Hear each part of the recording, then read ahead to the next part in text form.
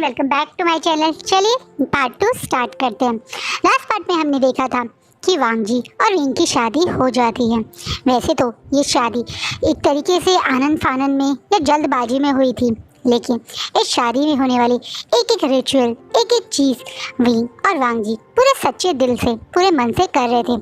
जहाँ वांग जी विंग को देख रहा था कि किस तरीके से विंग हर चीज़ करते समय अपनी सिस्टर और अपने ब्रदर को देख रहा है, वहीं वांग जी हर चीज़ के साथ अपने मन में प्रॉमिस कर रहा था कि जिस तरीके से उसके ब्रदर ने यानी शिचैन ने जैन फेमिया से प्रॉमिस करा था, वैसे ही वो करेगा।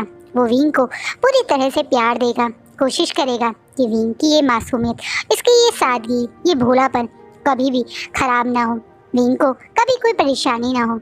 विंग को पूरी तरह से रिस्पेक्ट देगा, प्यार देगा, जो एक हस्बैंड दूसरे हस्बैंड को देता है या हस्बैंड वाइफ को देता है।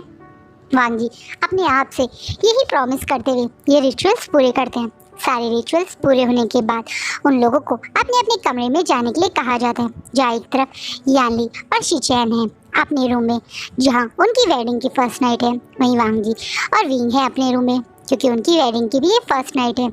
दोनों कक्ष में कहने के लिए इन दोनों की फर्स्ट नाइट है, पर चारों के दिमाग में अपने ही क्वेश्चंस चल रहे हैं। यहाँ एक तरफ शिचैन समझ नहीं पा रहे हैं कि वो कैसे अपनी शादी में पहल करें। क्या वो यानली को बता दें कि पहली बार में ही उन्हें यानली बहुत अच्छी लगी। सचमुच में वो विंग से शादी कर रहे थे क्योंकि वो अपने पेरेंट्स और मदर को सेव करना चाहते थे। उनके मन में विंग के लिए कोई प्यार, कोई अट्रैक्शन अभी हुआ ही नहीं था। सिर्फ आज पहली बार वो विंग से मिले हैं, तो अभी ही मिले जब वो मतलब जैन फेमिया के साथ आए थे, लेकिन उससे पहले ही वो यानली से मिल गए थे। उससे पहले ही उन्होंने यानली का हाथ पकड़ के उससे शादी कर ली थी।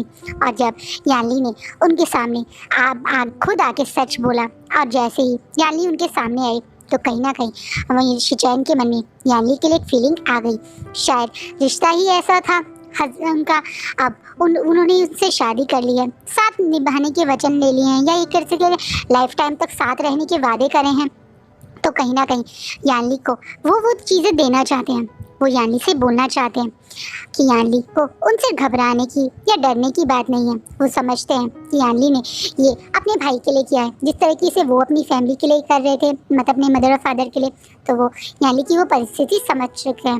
वहीं यानली शिचैन से थैंक यू बोलना चाह रही है। उसके मन में है कि वो शिचैन को किस तरीके से थैंक यू बोले। यानली को वो टाइम जब शिचैन ने, जब वो आगे बढ़ के जा रही थी, हाथ पकड़ा था, वो टाइम बहुत अच्छा लगा था। जब वो चाहे शिचैन ने उसे सिर्फ रोकने के लिए हाथ पकड़ा था, लेकिन यानली के लिए शिचैन का वो हाथ पकड़ना उनके मन में शिचैन के लिए बहुत रिस्पेक्ट, बहुत सम्मान दे गया, यकीन दे गया कि शिचैन कभी उसका साथ नहीं छोड़ेंगे, उसका मतलब इस रिश्ते को दिल से निभाएंगे। वो भी इस रिश्ते को आगे बढ़ाना चाहती है। वो भी अपने हस्बैंड को वो हस्बैंड वाले राइट देना चाहती है, लेकिन कैसे कैसे बोलें ये लोग अपने मन की बात। ये दोनों यही सोच रहे हैं। वहीं वांग जी और विंग का बिल्कुल अलग टाइम जो है। विंग बड़े आराम से अपने बेड पे बैठा हुआ है, अपनी बड़ी बड़ी आंखों से चारों तरफ देख रहा है, रूम को ऑब्जर्व कर रहे हैं। वो इस जिंशी को समझने की कोशिश कर रहे हैं कि जिंशी में क्या हो रहा है। ये जिंशी कितनी साफ सी, कितनी प्लेन सी है, कोई कलर क्यों नहीं है इस रूम में। विंग के रूम में तो कलर ही कलर है। चारों तरफ विंग की कलरफुल बुक्स हैं, टलिस्मान्स रहते हैं, विंग के म्यूजिक के सामान रहते हैं, सब कुछ विंग की पसंद का है। पर ये रूम तो बहुत प्लेन है। वैसे तो विंग का सामान यहाँ भी आया था, लेकिन अभी तक वो इस रूम में आया नहीं है। वो पहले जहाँ आंशी में चला गया था ना। लेकिन विंग को इस रूम को देखते हुए कुछ अजीब सा लग रहा है। उसके मन में आ रहा है यही उसका नया रूम है, यही उसके नया फैमिली है, और ये उसके हस्बैंड है, उसके हस्बैंड जिसकी हर बात माननी है। ऐसा ही तो बोला था ना उसके बाबा ने उससे। वो यही देखते हुए अब वांग जी की तरफ देख रहा है, जैसे वो चाहता है कि वांग जी उसे कुछ बोले, कोई बात बोले, कुछ करने को बोले, क्योंकि वो ऐसे शांत तो नहीं बैठ सकता ना। वो जानना चाहता है कि वांग जी क्या कहना चाहते हैं, उसके ये हस्बैंड उससे क्या बोलना चाहते हैं। वहीं वांग जी विंग को देख रहे हैं, इस मासूम से चेहरे को देख रहे हैं। इस चेहरे को देखते हुए वांग जी के मन में आ रहा है कि वो 2 मिनट आगे बढ़े, इस चेहरे से कुछ बालों को पीछे हटाए, इस चेहरे को अपनी तरफ करे और बोले कि तुम बिल्कुल मत घबराओ, आप तुम मेरे हस्बैंड हो, तो मैं तुम्हारा उतना ही क्या है, उतनी ही प्यार और उतना ही सम्मान करूँगा जितना तुम हकदार हो।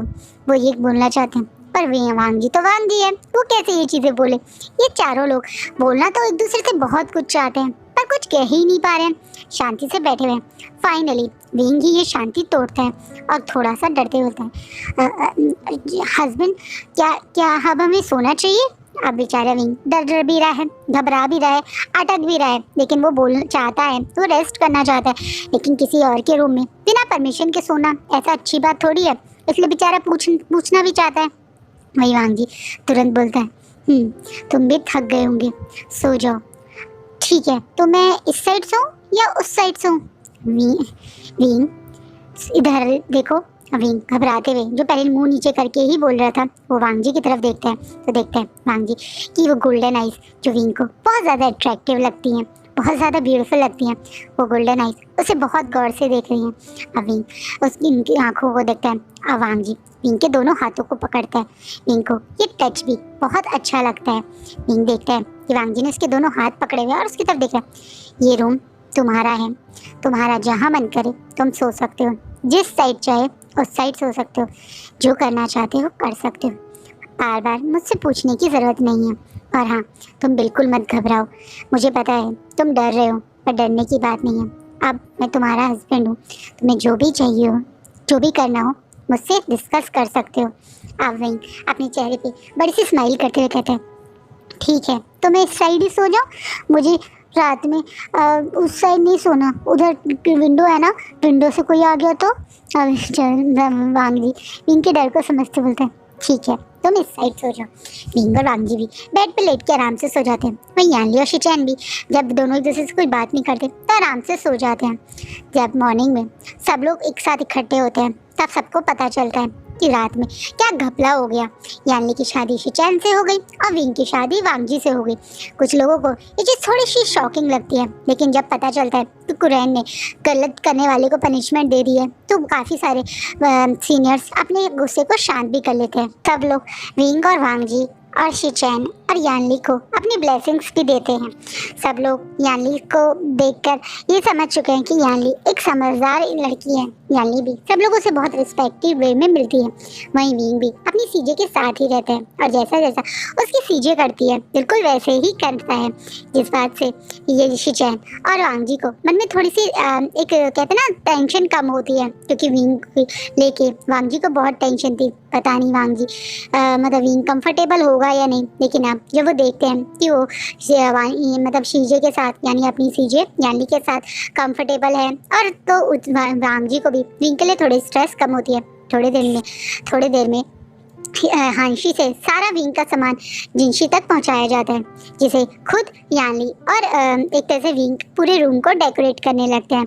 वहीं अपने रूम में आके जब वांग जी देखता है कि उसका प्लेन सा वाइट सा रूम अब कितना कलरफुल कितना डेकोरेटेड हो गया है तो उसे मन में खुशी भी होती है। वहीं विंग अभी वॉश मतलब नहाने बात लेने ही गया था और यानली अकेले इस रूम में थी। यानली अपनी जगह से आके के वांग जी से बातें करती है। वो पहले वांग जी से सॉरी मांगती है जो कुछ हुआ और उसके बाद वांग जी को बताती है कि वो बहुत ज़्यादा गिल्टी है अपने भाई के जगह शादी करने से, लेकिन अब आप यानी विंग और वांग जी की शादी हो गई है तो वो वांग जी से रिक्वेस्ट करना चाहती है कि विंग का वो ध्यान रखे। विंग बहुत सिंपल है, बहुत भोला है, लेकिन बहुत नॉलेजेबल भी है। वो उसे बुक्स का बहुत शौक है। ऐसी बातें विंग की पसंद की बातें बताती है, जैसे विंग को प्लेन खाना पसंद नहीं है, आज उसने खा लिया क्योंकि फर्स्ट डे था, लेकिन वो भूखा रहा, उसे ऐसे खाना बिल्कुल पसंद नहीं है, थोड़ा सा स्पाइसी फूड उसे ज़्यादा पसंद है। ये सारी बातें वो बताती है। वहीं वांग जी भी विंग के बारे में जान के जहाँ एक तरफ खुश होता है तो वहीं दूसरी तरफ उसे इस बात से भी बहुत खुशी होती है कि उसकी मतलब ब्रदर की लाइफ में भी यानी एक अच्छी लेडी है। यानी जिस तरीके से हर बात के लिए खुद को ब्लेम करके सॉरी भी मांग रही है, इस तरीके से विंग को लेकर सिंसियर है, विंग के प्रति उसका प्यार, उसकी वो ममता वांग जी फील कर सकता है उससे मतलब यानी की बातों से। तो उसे खुशी है कि उसके ब्रदर की शादी एक अच्छे इंसान से हुई है। वहीं यानली विंग वांग जी से बात करने के बाद वहाँ से चली जाती है। जब विंग बाहर आता है तो वो यही सोच के आता है कि बाहर उसकी सीजें होंगी, जैसे वो हर बार अधिकतर सिर्फ अपने एक इनर रूम में आता था और बाहर आके अपनी सीजे की हेल्प से रेडी होता था, तो वही सोच के बाहर आता है सिर्फ एक इनर रूम में अपनी सीजे का नाम लेते हुए सीजे सीजे करते हैं, लेकिन बाहर सीजे को ना देख के वो वांगजी को देखता है तो थोड़ा सा घबरा सा जाता है। अमाल स्ट्रेट एक जैसा खड़ा था, बिल्कुल खड़ा हो जाता है मुंह नीचे करके। वहीं वांगजी जब विंग की तरफ देखता है तो 1 मिनट के लिए उसकी सांस ही रुक जाती है। विंग जिसकी पूरी बॉडी इस वेट इनर रोप से पूरी तरह से विजिबल हो रही है, वांगजी के लिए देखकर काफ़ी हैरान होती है कि सचमुच में विंग कितना ब्यूटीफुल है, उसकी पूरी बॉडी कितनी अट्रैक्टिव है। कहने के लिए उसकी एक मेल बॉडी है, लेकिन उसके बावजूद एकदम वाइट, एकदम क्लीन है। उसके बाद उसकी कमर बहुत ज़्यादा स्लिम है। वांगजी को थोड़ी देर लगती है अपने होश में आने में, और वो देखता है विंग अभी भी बेचारा डरा हुआ साइड में खड़ा है। वांगजी विंग के पास आता है, उसकी बेड पे पड़े हुए उसके सारे रोप्स देके उसकी तरफ बढ़ता है और बोलता है, लो पहन लो। विंग अब घबराते हुए वांगजी की तरफ देखता है और थोड़ा सा सर नीचे कर लेता है। क्या हुआ, तुम्हें मेरी मदद चाहिए? विंग गर्दन हिलाते हुए बोलता है, हाँ, ये रोप बहुत सारी लेयर्स हैं, मैंने कभी पहले इतनी सारी लेयर्स नहीं पहनी। सीजे ने ही मॉर्निंग में मुझे हेल्प की थी तैयार होने में, क्या आप मेरी हेल्प करेंगे? वांगजी तुरंत कुछ रोप्स साइड में रखता है, ये उसके क्लैन की यानी लैन क्लैन रोप्स ही हैं, और सचमुच में इन्हें पहनने में बेचारे विंग को थोड़ी दिक्कत आ रही है। वांगजी विंग को सिर्फ 2 ही रोप्स पहनाता है और बोलता है, बस इतनी ही ज़रूरत है, अब तुम सोने जा रहे हो, नाइट में इतनी सारी रोप्स पहनने की ज़रूरत नहीं है, कल मॉर्निंग में मैं तुम्हारी दोबारा हेल्प कर दूंगा रेडी होने में। वांगजी करके मतलब विंग वांगजी की बातें करके अग्री होके बेड पे जाके बैठ जाता है जहाँ वो कल रात सोया था, उसी साइड जाकर लेट जाता है। वांगजी भी विंग की तरफ नहा के अच्छे से रेडी होके बेड पे आ जाता है तो देखता है कि काफ़ी देर होगी लेकिन विंग सो नहीं पा रहा है। वांगजी अब विंग से पूछता है, क्या हुआ?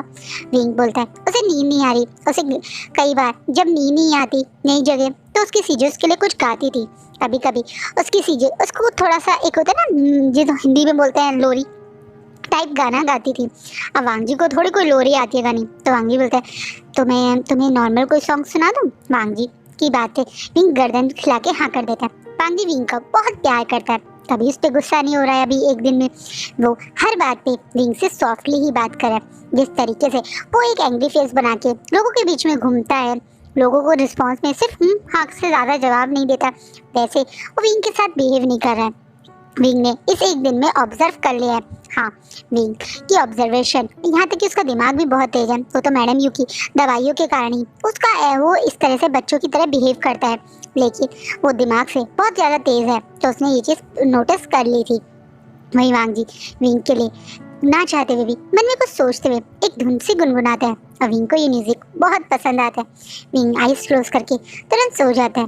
वांगजी विंग को सोते हुए देख के, उसके सोते हुए प्यारे से फेस को देख के हल्के से बाल जो उसके फेस पे आ रहे हैं उन्हें पीछे करता है और बड़े प्यार से उसके फेस को टच करता है, और मन में सोचता है, सारी दुनिया उसे यही समझा रही है कि उसे विंग के साथ फिजिकल होना पड़ेगा।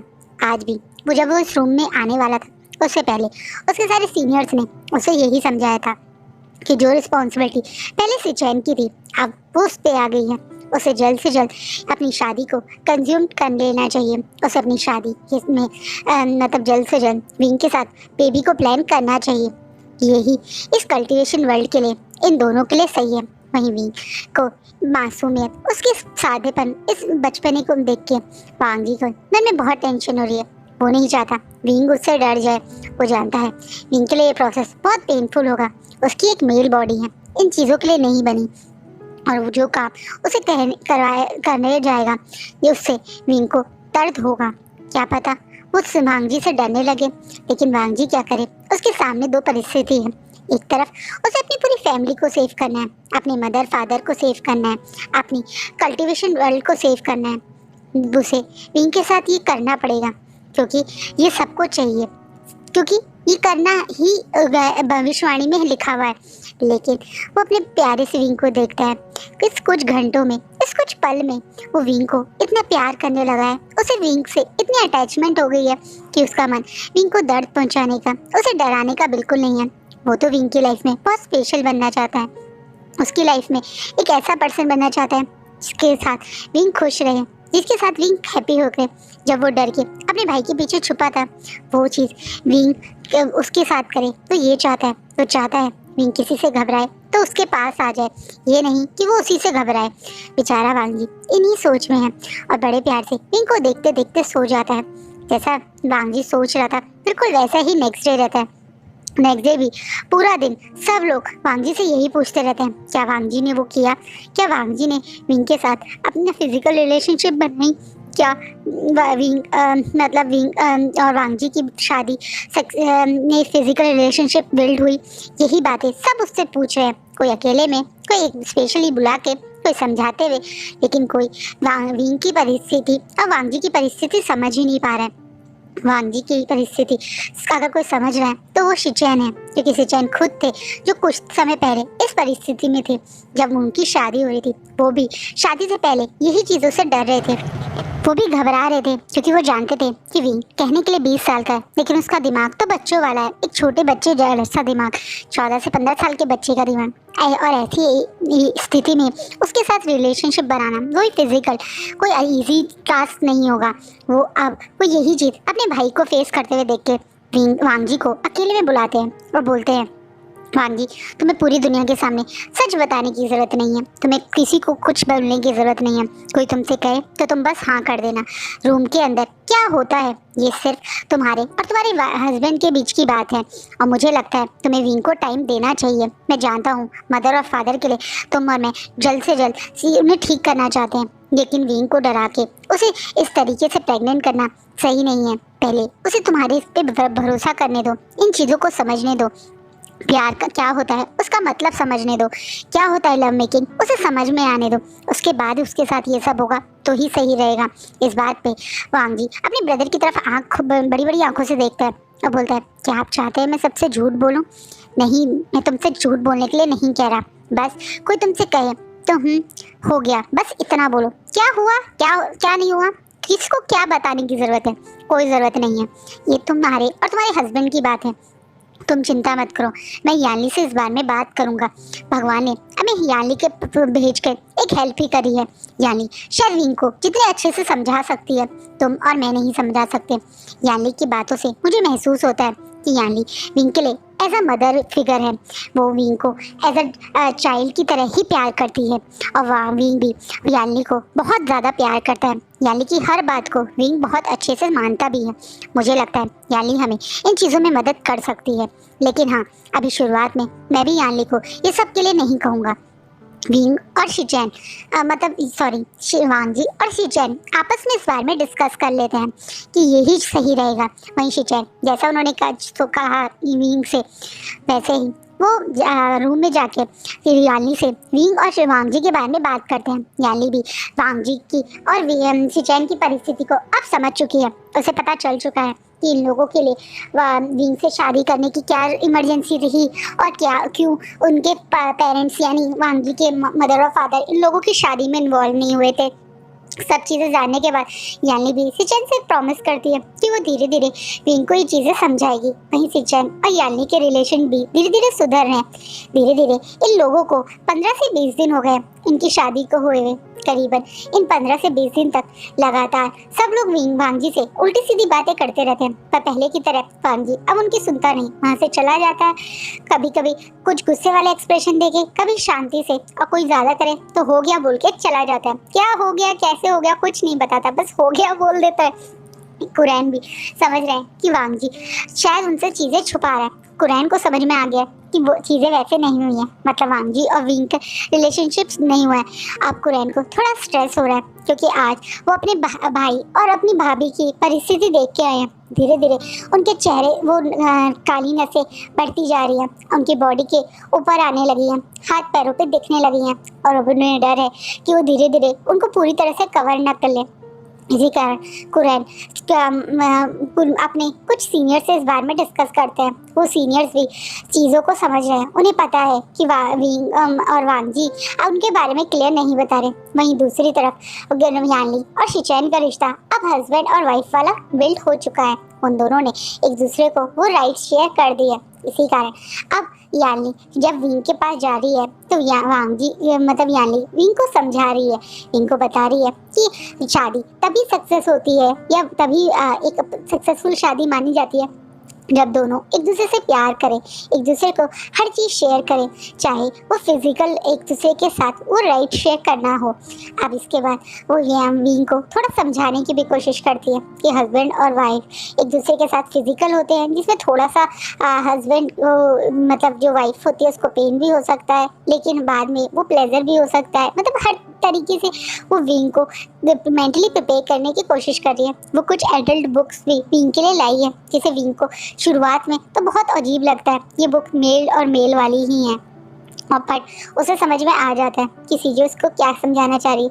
जिसके बाद उसे थोड़ी शर्म तो आ रही है, लेकिन अब वो रोज़ रात में खुद वांगी की मतलब खुद इनिशिएटिव नहीं लेता, लेकिन हाँ वो कोशिश करता है कि वांगी अगर कुछ करे तो उसे रोके ना। बट वांगी ऐसा कुछ कर नहीं रहा है, क्योंकि वांगी विंग के साथ वो सब करते हुए डर रहा है। वांगी अपने मदर और फादर को बहुत प्यार करता है, लेकिन उसका मदर और फादर का प्यार वांगी विंग के प्यार के या उसे डराने के से सामने हार जाता है।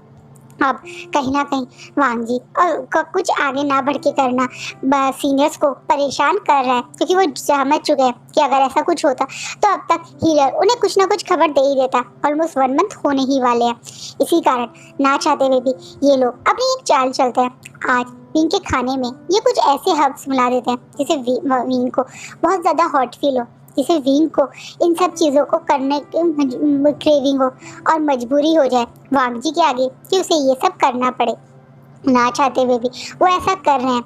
वो ऐसा करना तो नहीं चाहते, क्योंकि लैंड क्लैन के रूल्स के अकॉर्डिंग किसको ड्रग्स दे के फिजिकल करवाना बिल्कुल गलत है, बिल्कुल रूल्स के अगेंस्ट है। इसी कारण वो सारे सीनियर अपने आप को पनिशमेंट भी देने के हैं, लेकिन वो क्या करें, वो अपने किंग और क्वीन को मरते हुए नहीं देख सकते, इस कल्टिवेशन वर्ल्ड को बर्बाद होते हुए नहीं देख सकते। इसी कारण वो ना चाहते हुए भी मतलब ये सब कर रहे हैं विंग और वांगजी के साथ।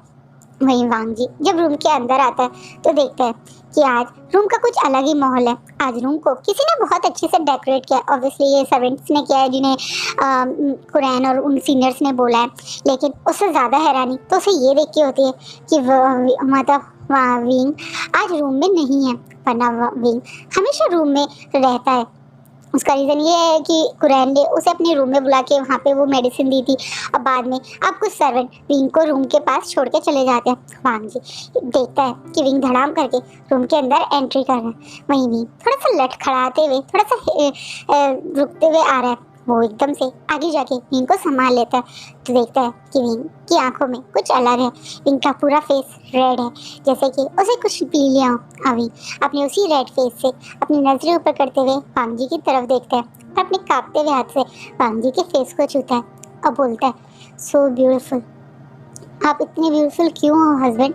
आपकी आईज, आपकी ये फेस, आपकी ये बॉडी इतनी ही अच्छी क्यों है? मुझे हमेशा आपको देखना, आपकी इन आँखों को देखना आपकी बहुत पसंद है। और ये बोल के विंग थोड़ा अपना फेस आगे करके वांगजी के लिप्स को एकदम से टच करता है, जिससे वांगजी खड़े खड़े शॉक में चला जाता है। विंग हल्का सा पीछे होता है और अपने थंब से वांगजी के लिप्स को टच करने लगता है और बोलता है, आपके लिप्स कितने सॉफ्ट है ना। मैं हमेशा सोचता था कि जब ये टच करूँगा तो ये कितने सॉफ्ट होंगे। आप कितने ज़्यादा सॉफ्टी से हो ना, एकदम से बोल के और अपने दोनों हाथों से उस वांगी के गाल्स को पिंच करने लगता है, जिससे वांगी काफ़ी शॉक हो जाता है। एक तो पहली बार किसी ने उसको सॉफ्ट ही बोला, वो कोई सॉफ्ट नहीं है, वो मस्कुलर है, उसके 6 पैक एग है। शायद वांगी के ये चबी से चिक के लिए ही विंग उसे सॉफ्ट ही बोल रहा है। अब वांगी विंग की हालत देख के थोड़ा घबरा रहा है। उसे पता चल गया कि ज़रूर मतलब विंग को किसी ने कुछ दिया है, तभी विंग इस तरीके से बातें कर रहा है। अब विंग अपनी जगह से हल्का सा और ज़्यादा अपनी बॉडी को वांगजी की तरफ प्रेस करता है और वांगजी की बॉडी के मतलब उसके हार्मफुल के अंदर अपने हाथ घुसाने की कोशिश करता है कि कुछ लेयर से कोशिश करके उसकी मसल्स को टच कर सके, जिन्हें वो हमेशा रोप्स के में ही महसूस करने की कोशिश करता है क्योंकि इतने स्ट्रांग होंगे, पर वो चुप कर नहीं पाता। तो थोड़ा सा फ्रस्ट्रेट होते हुए वांगजी की तरफ देखता है और बोलता है, मुझे टच करना है, मुझे देखना है आप कितने स्ट्रांग हो। बट आप इतने सारे कपड़े क्यों पहनते हो? हम इतने सारे कपड़े क्यों पहनते हैं हस्बैंड? इतनी सारी लेयर्स मुझे तो बिल्कुल अच्छी नहीं लगती। पर थैंक गॉड यहाँ पे मौसम थोड़ा ठंडा है अगर इतने सारे कपड़े हम अपने यूनिवर्ग में पहनते तो मैं तो गर्मी में ही मर जाता, पर यहाँ पे मौसम ठंडा है तो मुझे इतना प्रॉब्लम नहीं होती। ऐसे करके विंग खुद से ही बातें करने लगता है। अब धीरे धीरे विंग अपने आप को खुद वांगजी से प्रेस कर रहा है, उसकी बॉडी से घुमा रहा है। अब वांगजी की अंदर का वो एक कहते हैं ना कंट्रोल करना थोड़ा मुश्किल हो रहा है। वो हल्का सा विंग से दूर होके अलग होके खड़ा होता है और बोलता है, विंग ये तुम क्या कर रहे हो, क्या हुआ है तुम्हें, तुम कहाँ गए थे, क्या किसी ने तुम्हें कुछ खिलाया, कौन था वो, क्या क्या खिलाया उन्होंने तुम्हें। विंग अब एकदम से जोर जोर से हंसते हुए वांगजी के पास आता है और दोबारा से उसे गले लगा लेता है और अपना सर वांगजी की चेस्ट पे रखता है। उससे क्या फर्क पड़ता है मैं कहाँ था, क्या कर रहा था, पर मैं जब भी कहीं भी होता हूँ, किसी के भी साथ होता हूँ, बस आप ही के बारे में सोचता रहता हूँ। आप मेरे दिमाग से कभी जाते ही नहीं हो, कभी भी नहीं, हमेशा गोल गोल घूमते रहते हो, कभी सामने कभी पीछे। कभी मेरा मन करता है आप क्या कर रहे हो, बस ये सोचता रहता है। कभी मन करता है आप मेरे पास क्यों नहीं आते। सीजे को तो उसके हस्बैंड इतना प्यार करते हैं, मैंने खुद देखा, वो उनको किस भी करते हैं, हक भी करते हैं, फिर मेरा हस्बैंड मुझे क्यों नहीं करता। आपको भी तो मुझे हक करना चाहिए, किस करना चाहिए, सीजे की तरह यहाँ पे मुझे मार्क देना चाहिए, कह के कम अपनी नेक वांगजी को दिखाने लगता है। जिससे वांगजी को थोड़ी सी एम्बेरसमेंट होती है, क्योंकि विंग उसके ब्रदर और भाभी की बातें उसे डिस्कस कर रहा है। शायद यानी ने उसे कंफर्टेबल करने के मारे ये बात बोली होगी, पर इस तरह से विंग सब वांगजी से ये चीज़ डिस्कस करेगा, ये चीज़ वांगजी को भी एक्सपेक्टेड नहीं था। पर वांगजी को अच्छा लगता है जब विंग बोलता है कि विंग पूरे टाइम उसके बारे में सोचता रहता है, उसी के बारे में उसके बातें उसके दिमाग में चलती रहती है। वांगजी को महसूस होता है शायद कहीं ना कहीं विंग भी उसे पसंद करता है। हाँ, विंग मुँह से नहीं बोलता, लेकिन विंग की बातें कई बार उसे ऑब्जर्व करवाती है। और आज विंग खुद उसे बोल रहा है कि वो चाहता है कि वो रिश्ता आगे बढ़े, तो बेचारा वांगजी थोड़ा सा घबराता है। वो विंग को हल्का सा दूर करता है और बोलता है, क्या चाहते हो तुम मैं करूँ, क्या तुम चाहते हो मैं तुम्हें किस करूं। एकदम से विंग बड़ी बड़ी आंखों से खुशी में स्माइल करते हुए दूर दूर से गर्दन हिलाने लगता है। अब वांगजी बिना मौका गंवाए विंग को किस करने लगता है। उसका कारण ये है कि विंग को खुद मतलब वांगजी काफ़ी टाइम से टच करना चाहता था, किस करना चाहता था। है तो वो उसका हस्बैंड ही, और ऊपर से वो दोनों साथ में भी हैं, मैरिड भी हैं। हाँ, वांगजी उसे डराना नहीं चाहता था। ये ऐसा नहीं था कि वांगजी उसको लस्ट भरी नज़रों से देखे पूरे टाइम, पर हाँ कहीं ना कहीं उसका मन भी करता है कि वो भी विंग को टच करे, विंग को किस करे, विंग की बॉडी पे मार्क दे जैसा विंग कह रहा है। और इसी कारण अब वो विंग को पैशनेटली किस कर रहे हैं। जब ये किस स्टार्ट होती है तो वांगजी को महसूस भी नहीं होता। वहीं दूसरी तरफ विंग जितनी पैशनेटली वांगजी के किस का रिस्पॉन्स कर रहा है, उतने ही पैशन से वो अपने कपड़े और वांगजी के कपड़े रिमूव करने की कोशिश कर रहा है। वांगजी की कुछ लेयर रिमूव करने के बाद वो अपनी लेयर्स जल्दी जल्दी से रिमूव करने लगता है। उसका रीज़न ये है कि उस मेडिसिन का असर अब विंग के ऊपर पूरी तरह से हो रहा है। विंग की बॉडी पूरी तरह से इन चीज़ों की क्रेविंग कर रही है, उसे ये कपड़े बहुत ज़्यादा हॉट फील करवा रहे हैं। और वांगजी ये महसूस करता है कि विंग से थोड़ा दूर होके उसके मतलब विंग और वांगजी दोनों ज़ोर ज़ोर से सांसें ले रहे हैं, तो महसूस करता है कि किस तरीके से विंग अब पूरी तरह से ऊपर से न्यूड है। बस उसने अपने लोअर कपड़े पहने हुए हैं। वहीं वांगजी विंग को ऐसे न्यूड स्थिति में देख के कोशिश करता है कि ना ही वो अपने अंदर की उस डिस्क को जगाए जो वो जानता है कि एक बार जा गया तो कब रुकेगा या कब तक अपने आप पे कंट्रोल कर पाएगा, कोई नहीं जानता। क्योंकि वो चाहता है कि विंग उसके अंडर हो, उसकी पूरी बॉडी को एक्सप्लोर करे, उसकी मॉर्निंग सुनना चाहता है, लेकिन अपने आप पे कंट्रोल करे हुए ये सोच के कि विंग का दिमाग अभी उन चीज़ों के लिए रेडी ना हो। लेकिन इस समय विंग जिस तरीके से वांगजी को ट्रिगर कर रहा है, वांगजी के लिए भी अपने ऊपर कंट्रोल करना बहुत मुश्किल हो रहा है। वहीं विंग अब जब वांगजी उसे खुद आगे आके टच नहीं कर रहा है, तो वो खुद वांगजी के उस हाथ को अपने उठाता है और अब खुद अपनी चेस्ट के पास रखने लगता है और धीरे से उसे नीचे की तरफ ले जाने लगता है, अपने निपल्स के पास से, अपनी पेट के पास से, और अपना फेस ऊपर की तरफ करके वांगजी की तरफ देखने लगता है। वांगजी देख रहा है कि विंग की पूरी आंखों में इस समय लस्ट भरा हुआ है। वांगजी समझ चुका है कि ज़रूर विंग को किसी ने कुछ दिया है, लेकिन इस समय उसको विंग का ध्यान रखना है, विंग को वो सब देना है जो विंग की बॉडी चाह रही है। इसे ना चाहते हुए अब वांगजी विंग को जोर से अपनी तरफ खींच के हग करने लगता है और दोबारा से पैशनेटली किस करने लगता है। अब वो विंग को लेके अपने बेड पे आ गया। धीरे धीरे विंग की वांगजी की किस और ज़्यादा हॉट होती जा रही है। वो धीरे धीरे नीचे की तरफ जाता जा रहा है। वो पहले वांग विंग की नेक पे किस किस करता है, ही किस देता है, और धीरे धीरे अब विंग की बॉडी पे पूरी तरह से एक्सप्लोर करने लगा है।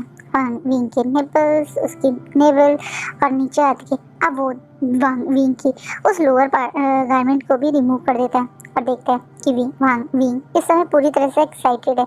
ना चाहते हुए भी वो विंग को हैंड जॉब दे रहा है और दूसरी साइड उसकी पूरी बॉडी पे किसेस और ही किस दे रहा है। विंग की हालत बहुत बुरी हो गई है।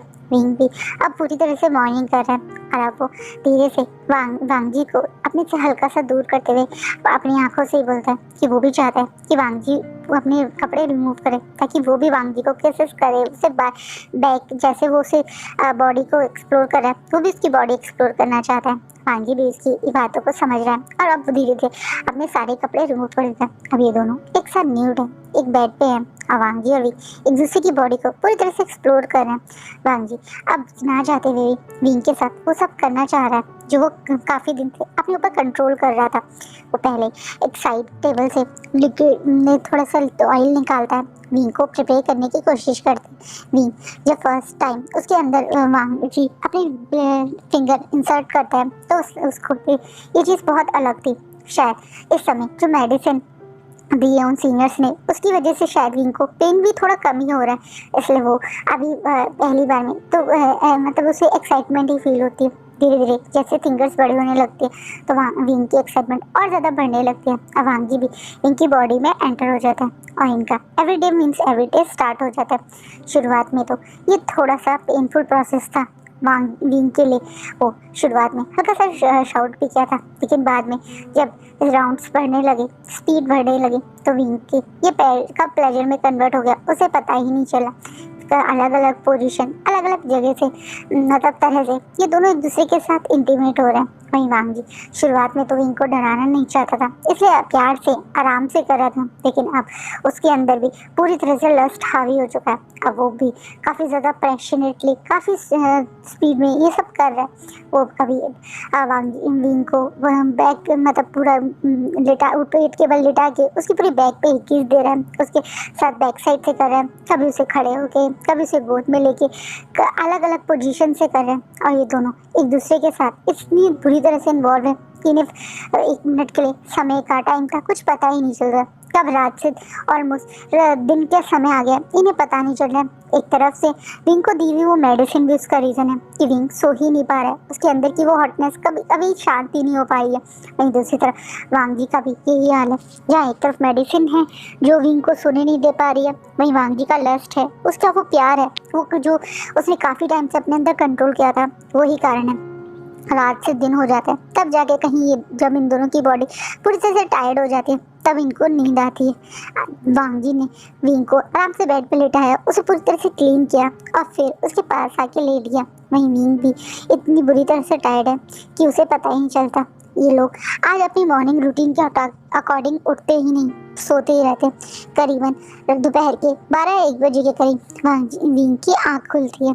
जब उसे थोड़ी सी भूख लगती है, जब उसकी आंखें खुलती है तो देखता है कि वो अभी बिल्कुल मतलब उसने कपड़े नहीं पहने हुए हैं। वांग जी ने भी कपड़े नहीं पहने क्योंकि वांग जी की भी कोई बॉडी बहुत ज़्यादा वो ऐसा नहीं था कि बहुत स्ट्रांग फील कर रही, वो भी टायर्ड हो गया था, तो उसने सिर्फ अपने आप को और विंग को क्लीन ही किया था, कपड़े दोनों ने नहीं पहने हुए हैं। और उसके बाद विंग को हल्का सा सर में दर्द होता है। विंग को रात की काफ़ी बातें याद हैं और काफ़ी बातें वो भूल गया। उसे याद है कि उसने और वांग जी ने अपने रिलेशनशिप आगे बढ़ाया और वो कैसे स्टार्ट हुआ उसे वो याद नहीं, लेकिन उन दोनों ने ये सब किया उसे याद है। उसे हल्का सा अशेम्ड भी हो रहा है और ऊपर से उसकी पूरी बॉडी में दर्द भी हो रहा है, इसलिए ना चाहते हुए भी वो बैठ के अपने फेस को अपने घुटनों से में छुपा के रोने लगता है क्योंकि उसे बहुत पेन हो रहा है, उसे दर्द हो रहा है। सीजे ने नहीं बताया था कि अगले दिन भी दर्द होगा और इतना पेन होगा, ये तो सीजे ने बताना ही भूल गई बेचारे विंग को। तो विंग को कौन समझाता। विंग अब बेचारा रो रहा है क्योंकि उसे बहुत पेन हो रहा है, उसकी बैक में उसको बहुत दर्द हो रहा है।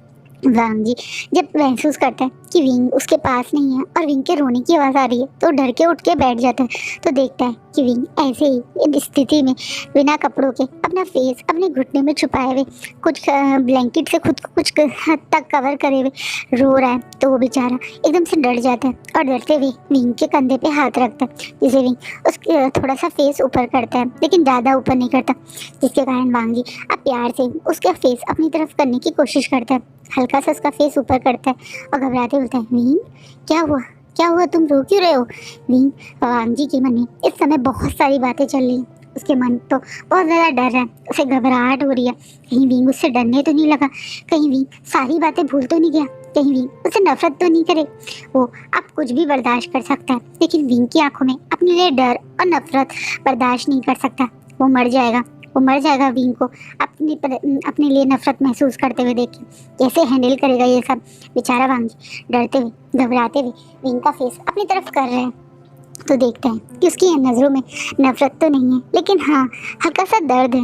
विंग की आंखें थोड़ी सी सूजी हुई हैं, शायद वो रो रहा है इसके कारण विंग का फेस अभी भी हल्का सा रेड है, शायद रात की बात के ब्लश के कारण या रोने के कारण, उसे नहीं पता। विंग की बॉडी पे उसके मार्क्स साफ दिख रहे हैं।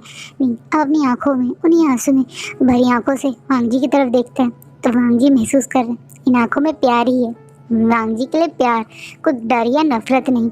अब रोते हुए विंग बोलते हैं, मुझे दर्द हो रहा है, मुझे बहुत दर्द हो रहा है हस्बैंड, मेरी बैक में बहुत पेन हो रहा है। मुझे ये दर्द क्यों हो रहा है? सीजे तो बोल रही थी हस्बैंड प्यार करते हैं तो अच्छा लगता है, पर मुझे दर्द क्यों हो रहा है? क्या मेरे हस्बैंड मुझे प्यार नहीं करते इसलिए मुझे दर्द हो रहा है? जिन्हें प्यार करते हो उन्हें दर्द नहीं होता? इस बात पे वांग जी को समझ नहीं आता वो क्या करे। तो तुरंत विंग को अपने गले लगा लेते हैं और हल्का हल्का उसके बैक को मसाज करने लगते हैं। अब प्यारे प्यार से बोलते हैं, तुम्हारे हस्बैंड तुम्हें बहुत ज़्यादा प्यार करते हैं इसलिए दर्द हो रहा है। जिनके हस्बैंड उन्हें बहुत ज़्यादा प्यार करते हैं ना उन्हें दर्द होता है। तुम चिंता मत करो, मैं तुम्हें मेडिसिन दूंगा, उससे तुम्हें अच्छा लगेगा, दर्द एकदम से चला जाएगा। शुरुआत में शायद दर्द होता है, थोड़े दिन में तुम्हें बिल्कुल दर्द नहीं होगा। नहीं, मुझे नहीं करना अब दोबारा, अगर इतना पेन होगा मॉर्निंग में तो मुझे तो वो चीज़ करनी नहीं। तुम मुझे मेरे पहले वाले हस्बैंड ही ठीक है जो मुझे वो वाला प्यार नहीं करते लेकिन वैसे तो बहुत प्यार करते हैं ना, उस वाले प्यार में मैं खुश रहूँगा, मुझे ये वाला प्यार नहीं चाहिए, ये प्यार बहुत दर्द देता है। बोल के विंग दोबारा से गले लग के रोने लगते हैं। हाँ जी अपने प्यारे से बनी को अब उसके बाल पीछे करते हैं, प्यार करते हैं। अब बोलते हैं चलो बात ले लेंगे, हॉट वर्ड से तुम्हें दर्द कम होगा। और ये बोल के वो विंग को गोदी में ही उठा के आराम से उसे बात करवाते हैं, उसे कपड़े पहनाते हैं, किसी अपने सर्वेंट से बोल के खाना और हर्ब्स मंगवाते हैं, हल खुद अपने हाथों से विंग को खिलाते हैं, उसका ध्यान रखते हैं, उसे हर्ब्स देते हैं। बाद में फिर खुद विंग को गले लगा के अपने पास लेटा के आराम से उसे मसाज देते हुए सुला देता है, जिससे विंग को अब दर्द तो नहीं होता बल्कि और ज़्यादा खुशी होती है। इतना प्यार इतना पैम्पर जो उसे उसका हस्बैंड कर रहा है, उसके बाद तो उसे मन में बड़ी खुशी हो रही है। उसके मन में आ रहा है कि कोई बात नहीं, अगर इतना प्यार इतना पैम्पर करेंगे उससे उसका हस्बैंड तो वो ये दर्द थोड़ा सा ही लेगा। धीरे धीरे से अब विंग और वांग जी की बारी बात है, जिस तरह से हब वब गई है रूम में, ये लोग आए नहीं बाहर, तो उन सीनियर्स को लगता है कि शायद उनका प्लान काम कर गया। या शिचैन को भी वांग जी जब बताता है किस तरह से विंग ड्रग हो के आया था और वो लोग स्टेज में आगे बढ़ गए, लेकिन वो जो डर रहा था वैसा नहीं हुआ। विंग नॉर्मल है, विंग उससे डर नहीं रहा है, विंग थोड़ा सा दर्द था लेकिन अब वो ठीक है। तो शिचैन को भी खुशी होती है कि कम से कम विंग डर नहीं रहा। इन लोगों की शिचैन और वांग जी की प्रायोरिटी यही थी कि विंग डर ना जाए, विंग उससे घबरा ना जाए। जो विंग नहीं हुआ तो इन लोगों को उस चीज़ के थोड़े से स्ट्रेस कम होता है। अब जो काम पहले ड्रग से कराया गया था अब वो ऑलमोस्ट एवरी डे ही हो रहा है और वांग जी और विंग खुद अपने मन से कर रहे हैं। पहले शुरुआत के 2 दिन वांग जी ने ये इनिशिएटिव लिया, लेकिन उसके बाद तो अधिकतर अब विंग ही इनिशिएटिव लेता है, क्योंकि उसके बाद जब ये लोग करते हैं तो उसके बाद जिस तरह से वांग जी उसे पैम्पर करता है, उसे प्यार करता है, विंग को वो चीज़ बहुत अच्छी लगती है। शायद यही कारण है कि विंग अब ये डेली करना चाहता है। और इन दोनों का ये एवरीडे मीन्स एवरीडे इसी तरह से चल रहा था। वहीं एक दिन हिलर गुड न्यूज़ दे भी देता है तो विंग की हल्की सी है तबीयत में खाने के टेस्ट में चेंजेस आते हैं। वैसे तो हिलर हर दूसरे दिन विंग को टेस्ट करता ही था, लेकिन अब तो जब ऑलमोस्ट मतलब उस मेडिसिन के 15-20 दिन बाद वो टेस्ट करते हैं तो कंफर्म ही हो जाते हैं कि हाँ विंग प्रेग्नेंट है। और ये चीज़ चारों तरफ एक खुशी की लहर दे देती है। चारों तरफ ये बात बड़ी खुशी से भरी है। विंग को आइडिया नहीं था कि उसका प्रेग्नेंट होना मतलब वो प्रेग्नेंट भी हो सकता है। तो वो बेचारा शुरुआत में डर जाता है, क्योंकि उसने जो भी प्रेगनेंसी के बारे में सुना है या बुक्स पढ़ी हैं उसमें तो ये सब फीमेल्स के साथ होता है ना। तो वो कैसे मम्मी बन सकता है, वो तो फादर बनेगा ना, वो मम्मी कैसे बनेगा। तो बेचारा ये चीज़ को डर रहा है। इसी कारण यानली, शुचैन और वांगी उसे समझा रहे हैं कि नहीं ऐसा नहीं है, वो एक स्पेशल है जिसे वो मम्मी बन सकता है, वो एक बेबी को इस दुनिया में ला सकता है, उसे बर्थ दे सकता है। इस बात से विंग को थोड़ी खुशी भी होती है और थोड़ी सी हैरानी भी होती है कि वो ये कैसे करेगा। लेकिन उसकी सीजे और जब उसके हस्बैंड उसे श्योर देते हैं कि वो लोग उसकी हेल्प करेंगे तो मन में उसे बहुत खुशी होती है और वो इस चीज़ के लिए अब थोड़ा नर्वस कम होता है। पर धीरे धीरे जैसे जैसे उसकी प्रेगनेंसी आगे बढ़ रही है उसकी हालत बिगड़ती जा रही है। ये बिल्कुल भी एक नॉर्मल प्रेगनेंसी नहीं है, विंग की बहुत ज़्यादा वीकनेस हो रही है। इतना ही नहीं, विंग की बॉडी वो अब बेड से उठ भी नहीं पाता है, वो पूरा दिन बेड पे ही रहता है, वॉमिटिंग ही करता रहता है। जब वो वॉमिटिंग नहीं करता है तो थोड़ा बहुत कुछ खा भी लेता है, लेकिन उसकी वीकनेस यहाँ तक कि अब तो उसकी लिवर ने भी हल्का हल्का काम करना बंद कर दिया है। उसको बहुत ज़्यादा ईचिंग और ये सब भी हो रहा है। वही वांग जी और सब लोग विंग को लेके अब थोड़ा परेशान हो रहे हैं, क्योंकि विंग की तबीयत बहुत ज़्यादा बिगड़ते जा रही है। उन्हें डर लग रहा है कि विंग की तबीयत अगर ऐसे ही बिगड़ती रही तो वहीं दूसरी तरफ विंग की मदर की प्रेगनेंसी की बात सुनकर भी वांग जी थोड़ा सा घबराया हुआ है, क्योंकि विंग की मदर भी विंग को बर्थ देने के बाद डेथ हो गई थी और उनकी प्रेगनेंसी में भी काफ़ी सारी कॉम्प्लिकेशन थी। तो विंग को उस चीज़ से भी घबराहट हो रही है। लेकिन हीलर बताता है कि विंग की बॉडी बिल्कुल ठीक है। हाँ, विंग को कोई ऐसा सिम्टम नहीं है कि उसे कुछ हो जाए, बस हल्का सा उसके लीवर में प्रॉब्लम हो रही है और हाँ वो वीकनेस ज़्यादा है। लेकिन ये एक नॉर्मल प्रेगनेंसी वाला ही प्रॉब्लम मतलब टाइम है, हो सकता है थोड़ी कॉम्प्लिकेशंस आ रही हैं क्योंकि वो मेल बॉडी है और इस तरह से एक फीमेल बॉडी वाले हार्मोन्स उसकी बॉडी में जनरेट हो रहे हैं, तो हो सकता है उसकी प्रॉब्लम हो। अदरवाइज विंग के साथ ऐसा घबराने वाला हाल नहीं है कि उसे कुछ हो जाएगा। लेकिन वांग जी तो बहुत ज़्यादा डर है। वांग जी पूरा टाइम विंग के पास ही बैठा रहता है। विंग जो सो भी रहा हो तो उसके सर पे हाथ फिराता रहता है। अब हल्का हल्का विंग का टमी भी शो होने लगा है। हाँ, अब अराउंड 4 to 5 मंथ के अराउंड हो गए हैं तो विंग का टमी का शो होने लगा है। लेकिन वांग जी देख रहा है कि विंग का तो टमी शो होने लगा है, लेकिन उसकी बॉडी बहुत वीक हो गई है। वांग जी महसूस कर रहा है विंग ने काफ़ी वेट लूज भी कर लिया। वही वांग जी ने जितनी प्रेगनेंसी बुक्स पढ़ी हैं उनके अकॉर्डिंग तो लोग वेट गेन करते हैं हर मतलब मंथ कुछ वेट गेन होना चाहिए। तो वांग जी का विंग का वेट क्यों गिर रहा है। विंग की मतलब विंग की हालत और वांग जी की स्ट्रेस को देख के सब लोग परेशान हैं। सब वांग जी को समझाते भी हैं कि वो नॉर्मल बिहेव करे, इतना घबराए ना। लेकिन वांग जी तो बहुत ज़्यादा स्ट्रेस है। पर जैसे तैसे हम ये प्रेगनेंसी ख़त्म होती है। 8 मंथ में ही विंग बेबी को बर्थ दे देता है। 9 मंथ टच नहीं कर पाता। 8 मंथ कंप्लीट होने के कुछ ही दिन बाद विंग को इमरजेंसी में मतलब डिलीवरी देनी पड़ जाती है, क्योंकि उसको बहुत ज़्यादा लोअर और बैक पेन हो रहा था। ना चाहते हीलर को ऑपरेशन करके या कट लगा के बेबी को बाहर निकालना पड़ता है। ये एक बेबी बॉय है जहाँ सब लोग इस बेबी के बर्थ से खुश हैं, वहीं कुछ लोग परेशान भी हैं, क्योंकि भविष्यवाणी में बेबी गर्ल की बात हुई थी और ये तो बॉय है। वो लोग इस चीज़ को सोच रहे हैं। वहीं वांग जी थोड़ा सा खुश है अपने बच्चे को इस दुनिया में आके देख के, और खुश है क्योंकि विंग अब नॉर्मल है। वांग जी की खुशी को तो कोई इस समय उसके चेहरे से नहीं देख सकता, लेकिन शुचैन और रियाली समझ सकते हैं। वांग जी का तो मन कर रहा है पूरे के पूरे लैंड को डेकोरेट कर ले, चीख चीख के सारी दुनिया को बताए कि वो फादर बन गया है, उसका विंग ठीक है, उसका बेबी बहुत क्यूट है, उसका बेबी बिल्कुल विंग के ऊपर है, विंग की तरह उसके मतलब प्यारी सी उसकी नोज़ है, विंग की तरह उसके लिप्स के नीचे हल्का सा मोल है। ये सब कुछ है जैसा विंग की फीचर है। और वांग जी को यही चीज़ उस बच्चे पे और ज़्यादा प्यार दिला रही है। आंखें सिर्फ वांग जी पे हैं गोल्डन कलर की, बाकी पूरा बना बनाया वो विंग है ना। सब लोग उस बेबी के पर से बहुत खुश हैं, चारों तरफ खुशहाली और माहौल है। वहीं मतलब विंग की हेल्थ में भी काफ़ी इम्प्रूवमेंट आई है। इस 9 मंथ में डॉक्टर ने महसूस किया कि विंग जो पहले की तरह बच्चों की तरह बिहेव करता था, अब हल्का सा उसमें चेंज भी है। वांगजी भी महसूस कर रहे हैं विंग के अंदर इस चेंज को। उसे तो उसका वैसा भी विंग पसंद है और ऐसा भी विंग पसंद है। वहीं दूसरी तरफ जैसे ही इस बेबी का नामकरण होता है, सब लोग इसका नाम लैन सिजोई रखते हैं, सब लोग काफ़ी खुश होते हैं। वहीं दूसरी तरफ वांगजी को फिर से ये सारे लोग प्रेशराइज करने लगते हैं कि कुछ समय बाद उसे दोबारा से बेबी के लिए अटेम्प्ट करना पड़ेगा। वांगजी इन चीज़ों से बहुत ज़्यादा फ्रस्ट्रेटेड फील कर रहा है। वहीं विंग अब जो समझदार हो गया, वो इन लोगों के पॉइंट ऑफ व्यू को समझ रहा है। वो समझ रहा है कि ये लोग ऐसा क्यों कर रहे हैं। वहीं वांगजी अब बिल्कुल भी विंग को दोबारा प्रेग्नेंट नहीं करना चाहता। वो 9 मंथ का प्रोसेस वांगजी को वो एक नाइटमेयर था। रोज़ रात में वांगजी पूरी पूरी रात जगता था, विंग को देखता रहता था। उसके लिए विंग का सही होना ही सबसे ज़्यादा इम्पोर्टेंट है। वो विंग को फिर से प्रेगनेंसी वाले स्टेज में नहीं डालना चाहता। उसके अंदर एक खौफ बैठ गया है इस प्रेगनेंसी का। ना चाहते हुए भी वांगजी विंग को प्रेग्नेंट बिल्कुल नहीं करना चाहता।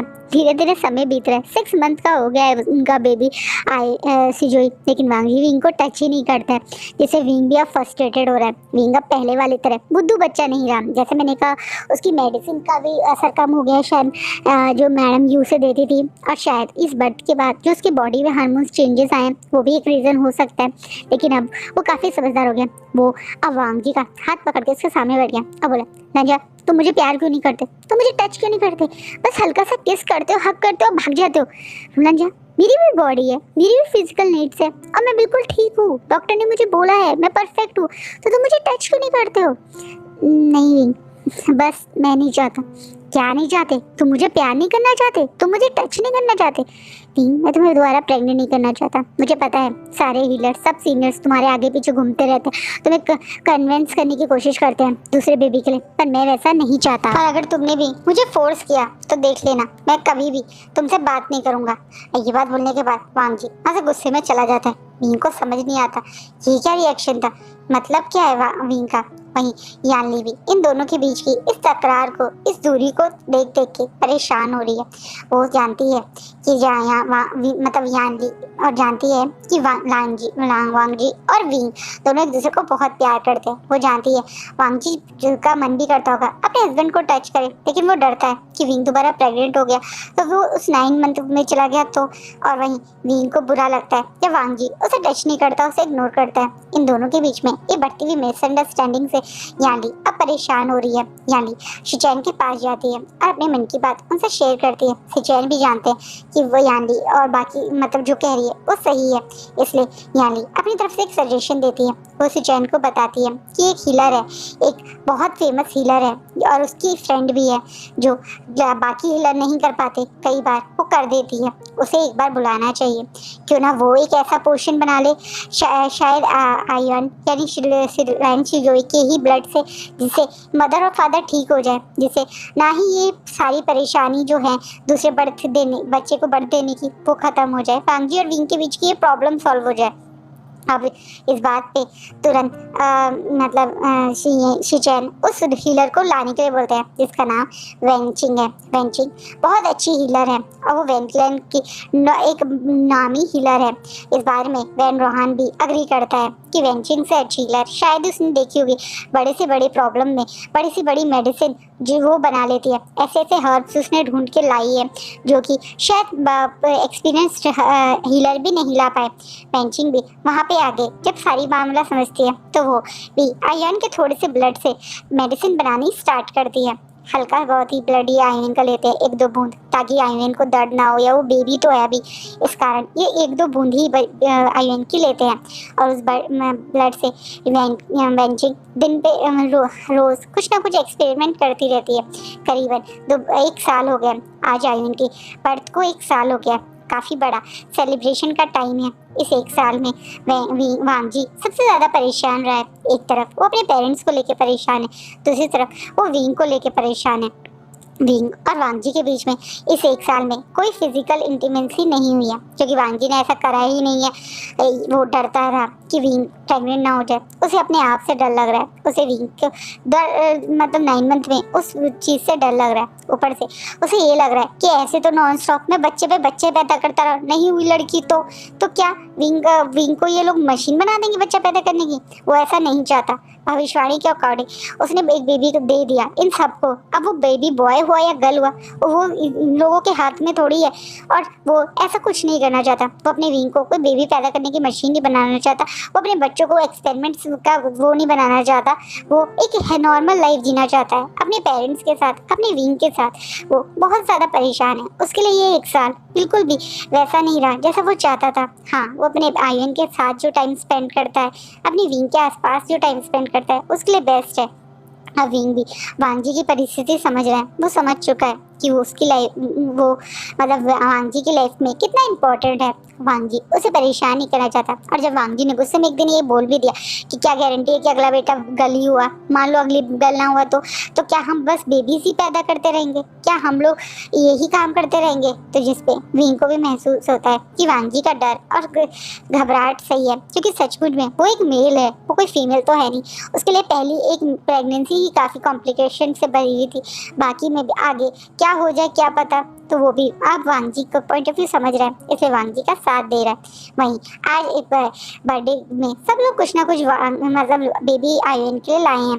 वहीं अब वेंचिंग भी कुछ लाई है। जब वेंचिंग वो देख सब लोग वेंचिंग के साथ जो चीज़ आई है उसे देखते हैं तो शॉक में उनकी आंखें बड़ी हो जाती, क्योंकि ये कोई और नहीं बल्कि क्वीन और किंग है। हाँ, आज काफ़ी टाइम से एक्सपेरिमेंट करते करते किंग और क्वीन को होश आ ही गया है। किंग और क्वीन आज होश में आए हैं इस चीज़ के बारे में। किंग और क्वीन ने खासकर कुरैन से रिक्वेस्ट की थी कि कुरैन ये बात किसी को ना बताएं कि वो उनकी तबीयत में सुधार आए। वो अपने बच्चों को खुद सबके सामने आके सरप्राइज देना चाहते हैं। यही कारण है कि आज जब वो यहाँ आए तो नवशी चैन और वांगजी की आंखों में आंसू आ गए। वहीं याली और विंग एक साइड कोने में खड़े हैं और उनको देख रहे हैं, क्योंकि वो लोग तो अभी ऑफिशियली उनसे मिले ही नहीं हैं। 1-2 बार उनके रूम में भी जाते थे तो वो तो बेहोश ही रहते थे। वहीं बेबी आर्यन अपनी मतलब वहाँ पे झूले में बैठ के आराम से अपने टॉयस के बीच में खेल रहा है। मैडम लैन अपनी जगह से आगे आके यानी क्वीन अपनी जगह से आगे आके गोदी में उठा लेती है आर्यन को। अब माथे से उसके माथे पे बहुत सारा प्यार करती है। उनके पीछे पीछे किंग भी आके आर्यन को बहुत प्यार करते हैं और सब लोग देख के खुश शौक भी हैं, हैरान भी हैं। अब किंग बोलते हैं कि सचमुच में इसी बच्चे ने हमें लाइफ वापस दी है। Thank you so much wing, हमारी लाइफ को ठीक करने के लिए, हमें इतना प्यारा सा बेबी आर्यन देने के लिए। वहीं वांगजी अपनी मदर और फादर को दूर से देख रहे हैं। वहीं उसकी मदर दौड़ के उसकी तरफ जाके उसे हग कर लेती है। बाद में वो शिचैन को भी प्यार करती है, यानली और विंग को भी प्यार करती है और सबके बीच में ये लोग खुशी से मिलते हैं। जैसे ही ये पार्टी खत्म होती है तो सबके चेहरों से वो स्ट्रेस और परेशानी चली जाती है। वांगजी के मन से भी ये परेशानी चली जाती है कि अब वो फोर्स नहीं करेंगे कोई भी उसे, मतलब कि भाई कर बेबी पैदा करो वो वाले फोर्स नहीं करेंगे ना आप कोई उसे। तो वो बेचारा बहुत खुश है। वहीं वजह से वांगजी अपने रूम में खुशी के मारे विंग को गले लगाने के बजाय तो विंग 2 कदम पीछे खड़े हो जाता है। आप क्यों आ रहे हो मेरे पास? क्यों लगाना चाहते हो मुझे गले? दूर हो मुझसे। जब पिछले 1 साल से मैं तुम्हारे पास आता था तो मुझे इग्नोर मार के भग जाते थे। अब मेरा टाइम है, अब मैं तुम्हें अपने पास में आ दूंगा। विंग करके वांगजी फिर आगे आके था। अब वांगजी विंग को अपने हाथ को जोर से पकड़ के अपनी साइड खींचता है और हक कर ले। तुम मुझसे दूर कहीं नहीं जा सकते और तुम मुझे रोक भी नहीं सकते। अच्छा, तुम खुद को रोको वो ठीक है, तुम मुझको रोको वो ठीक है, लेकिन मैं तुम्हें नहीं रोक सकता। अब भूल जाओ मिस्टर वांगजी मेरे आसपास भी आने की। अब तुम्हें ना ही प्यार मिलेगा ना किस मिलेगी, और अब नो हग, छोड़ो मुझे। ऐसे कहते विंग अपने आप को वांगजी से लूज कर छोड़ने की कोशिश कर रहा है, पर वांगजी अपनी पकड़ और पकड़ लेता है और तुरंत विंग के लिप्स को कैप्चर कर लेता है और पैशनेटली से किस करने लगता है। विंग थोड़ा सा शॉक तो होता है, पर वांगजी के पैशन को डेटली किस को रिस्पॉन्स करने लगता है हल्का सा। जब दोनों एक दूसरे को किस करके एक दूसरे से हल्का सा दूर होता है तो वांगजी बोलता है 1 साल से मैं अपने ऊपर कंट्रोल कर रहा था, 1 साल से मैं कोशिश कर रहा था कि मैं तो अपने ऊपर कंट्रोल लूज ना कर दूं, वरना मैं क्या करूँगा। क्यों कर रहे थे कंट्रोल? क्यों नहीं कर रहे थे मुझे टच? कर लेते ना, क्या हो रहा था ज़्यादा? मैं तो तुम्हें कभी नहीं रोकता ना। मुझे तो तुम्हारी कितनी याद आती थी, तुमने कभी महसूस किया? विंग, मैं जानता था कि ये लोग तुम्हें ना ही मेडिकल हर्ब लेने देते और ना ही कॉन्ट्रासेप्टिव टी। मुझे पता था ये तुम्हें प्रेग्नेंट करने के कारण तुम्हें कुछ भी चीज़ें नहीं लेने देते, और अगर तुम दोबारा से प्रेग्नेंट हो जाते तो मैं क्या करता? तुम्हें कम से कम बॉडी को रिकवरी भी नहीं मिली थी, और ना ही तुम्हारी बॉडी इन चीज़ों के लिए बनी है। तुमने एक बर्थ दे दिया, यही बहुत बड़ी बात है। तुम एक मेल हो और मैं तुम्हें फोर्सफुली बार बार इन चीज़ों में के लिए नहीं करना चाहता था। ये बात सुनने के बाद विंग की आंखों में हल्के से आंसू आ जाते हैं, क्योंकि इस वांग जी की सारी बातों में सिर्फ विंग की वरी, विंग की बॉडी के लिए वरी, विंग के लिए केयर थी। और वांग जी अच्छे से जानता है कि विंग मतलब वांग जी कितना प्यार करता है विंग को। विंग ये चीज़ बहुत अच्छे से जानता है, इसलिए वो तुरंत दोबारा से विंग को वांग जी को किस करने लगता है, और दोनों एक दूसरे को पैशनेटली किस करते हैं और अपना एवरीडे मीन्स एवरीडे करते हैं। करीबन 1 साल बाद एक दूसरे के साथ, एक दूसरे की वॉर्म में ये दोनों ऑलमोस्ट भूल ही जाते हैं कि इनका बेबी मैन तो आज उनके दादी और दादा के पास है। वो तो फर्स्ट टाइम उनसे मिल रहा है, पता नहीं सो पाएगा या नहीं सो पाएगा, लेकिन शायद यानली उसे संभाल लेगी। यही सोच के वो ये दोनों अपने अंदर मतलब अपने आप के साथ, अपने एक दूसरे के साथ एक दूसरे की बॉडी में कहीं गुम हो जाते हैं। और आज का फैनफिक्शन यही रुकता है। होप सो गाइस आपको ये मेरा 2 शॉर्ट FF अच्छा लगे, आपको ये सेकंड पार्ट भी अच्छा लगे। प्लीज़ जैसा लगे आप बताइएगा। मैं कोशिश करती हूँ कुछ अलग करने की, इसलिए मैं 1 शॉट लिखने की ट्राई करी थी, पर मेरा 1 शॉट ही बहुत बड़ा हो जाता है, क्या करूँ। होप सो आपको ये स्टोरी अच्छी लगी हो, जैसी लगी हो प्लीज़ मुझे नीचे बताइएगा। और ये अपने नए FF के साथ मैं कल या परसों में ज़रूर आऊँगी। Thank you.